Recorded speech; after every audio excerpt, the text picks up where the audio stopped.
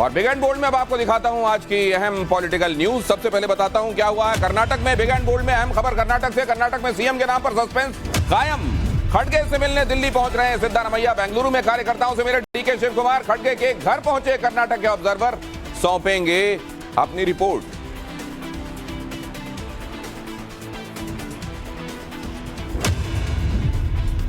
और अब जरा ये देखिए, कर्नाटक में कांग्रेस की बंपर जीत के बाद भी सीएम को लेकर यह सस्पेंस फंसा हुआ है। 3 फॉर्मूले बताए जा रहे हैं जिन पर बात चल रही है। पहला फॉर्मूला क्या है? पहला फॉर्मूला यह है कि सिद्धारमैया 5 साल के लिए सीएम बने, जबकि डीके शिव कुमार और उनके समर्थक विधायकों को सरकार में महत्वपूर्ण विभाग दिया जाए।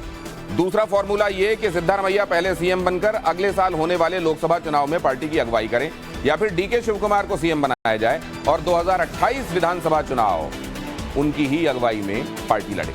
और तीसरा फॉर्मूला यह है कि सिद्धारमैया को एआईसीसी में यानी संगठन में बड़ी जिम्मेदारी मिले और डीके शिव कुमार को सीएम बनाया जाए। हालांकि इससे कांग्रेस हाईकमान को सिद्धारमैया और उनके समर्थकों की नाराजगी झेलनी पड़ सकती है, जिसका खामियाजा 2024 के लोकसभा चुनाव में भुगतना पड़ सकता है। और कर्नाटक के बाद मध्य प्रदेश में कांग्रेस की रणनीति क्या चल रही है वो भी देखिए। 66 सीटों पर कमलनाथ का फोकस है। पिछले चुनाव में हारी सीटों पर शुरू कर दी गई है तैयारी। कुछ सीटों पर दिग्विजय सिंह को जिम्मेदारी दी गई है और यहां की 40 विधानसभा सीटों पर खुद कमलनाथ जिम्मेदारी संभालेंगे। ये वो सीटें हैं जहां बेहद कम अंतर से हार जीत का फैसला हुआ था। कांग्रेस यहां जोर लगाना चाहती। और फिल्म द कैरल स्टोरी पर ओवैसी का बयान, कहा तथ्यों पर नहीं बनी है ये फिल्म, इसकी मंशा हमें पता है। ओवैसी ने कहा यह फिल्म विवाद को बढ़ाने और नफरत को फैलाने का काम कर रही है। यहां ओवैसी कह रहे हैं कि यह विवाद को जन्म देने के लिए यह फिल्म बनाई गई, ये तथ्यात्मक रूप से बनाई गई फिल्म है ही नहीं। और बिग एंड बोल्ड में अगली अहम खबर राजस्थान से। इधर कर्नाटक में सीएम की कुर्सी पर फंसी हुई है कांग्रेस और उधर राजस्थान में पायलट दे रहे हैं टेंशन। गहलोत सरकार से पायलट की 3 मांगे हैं। आरपीएससी को भंग किया जाए और पेपर लीक के पीड़ित छात्रों को मुआवजा दिया जाए और वसुंधरा राजे के भ्रष्टाचार की उच्च स्तरीय जांच होनी चाहिए। मांगे ना माने जाने की सूरत में प्रदेश भर में आंदोलन की धमकी भी दे दी गई। और बिग एंड बोल्ड में अगली अहम खबर यह कि बीजेपी नेता अमित मालवीय का कांग्रेस पर हमला देखने को मिला है। राजस्थान के मंत्री राजेंद्र गुडा का बयान उन्होंने ट्वीट किया है। कहा कांग्रेस सरकार भ्रष्टाचार के सारे रिकॉर्ड टूटते जा रहे हैं। कांग्रेस का दूसरा नाम ही भ्रष्टाचार है। कांग्रेस को कांग्रेस से ही घेर रही है भारतीय जनता पार्टी।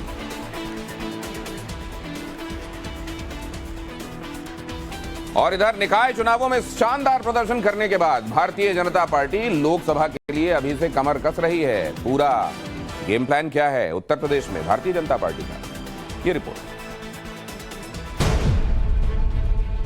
मोदी सरकार के 9 साल 30 मई को पूरे हो रहे हैं। इसे बीजेपी 2024 के चुनाव से पहले मौके के तौर पर देख रही है। अगले 1 महीने तक बीजेपी ने देश भर में महासंपर्क अभियान का मेगा प्लान तैयार किया है, जिसके तहत देश भर में बीजेपी 51 रैलियां करेगी।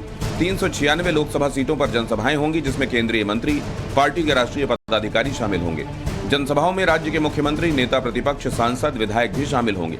इसके अलावा हर लोकसभा क्षेत्र में विशेष संपर्क अभियान चलाया जाएगा। इस दौरान प्रधानमंत्री नरेंद्र मोदी देश भर में 20 रैलियां करके 2024 के रण का चुनावी शंखनाद करेंगे। इसमें से 3 रैलियां उत्तर प्रदेश में करने का प्लान बनाया गया है। वहीं बीजेपी को टक्कर देने के लिए बिहार के सीएम नीतीश कुमार देश भर में विपक्ष को एकजुट करने की मुहिम छेड़े हुए हैं। तो एनसीपी चीफ शरद पवार ने भी 17 मई को मीटिंग बुलाई है। इस मीटिंग को विपक्षी दलों को एकजुट करने की कोशिश के तौर पर देखा जा रहा है।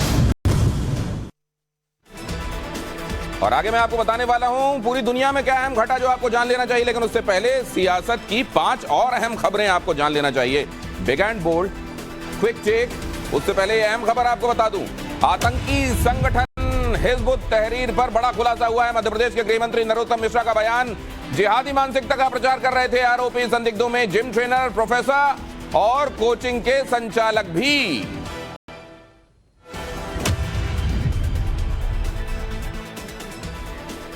और गृह मंत्री नरोत्तम मिश्रा ने मध्य प्रदेश के ये तक कहा कि इनमें से तो एक ओवैसी जी के इंस्टीट्यूट में प्रोफेसर हैं। आगे देखिए big and bold political fixing. Delhi Cantt से आम आदमी पार्टी के विधायक वीरेंद्र सिंह कादियान के खिलाफ जान से मारने की धमकी देने और SC/ST एक्ट में आरोप तय कर लिए गए हैं। MLA पर 2022 में आपके कार्यकर्ता ने आरोप लगाए थे। मामले में दिल्ली की राउज एवेन्यू कोर्ट 20 मई को अगली सुनवाई करेगी।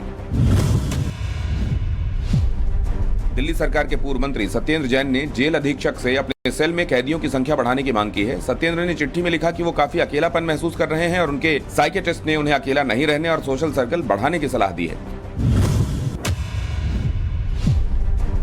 एनसीपी नेता अजीत पवार ने कहा है कि अगर शिंदे सरकार के 16 विधायकों को अयोग्य करार दे भी दिया जाए तो भी महाराष्ट्र सरकार को कोई खतरा नहीं होगा। अब उनके इस बयान के कई मतलब निकाले जा रहे हैं। भ्रष्टाचार के आरोपों के बाद टाइम्स नेटवर्क पर बोले एनसीबी के पूर्व अधिकारी समीर वानखेड़े। उन्होंने कहा कि मैंने कुछ गलत नहीं किया, सत्य की जीत होगी। जांच एजेंसियों का सहयोग कर रहा हूं और न्यायपालिका पर पूरा भरोसा है।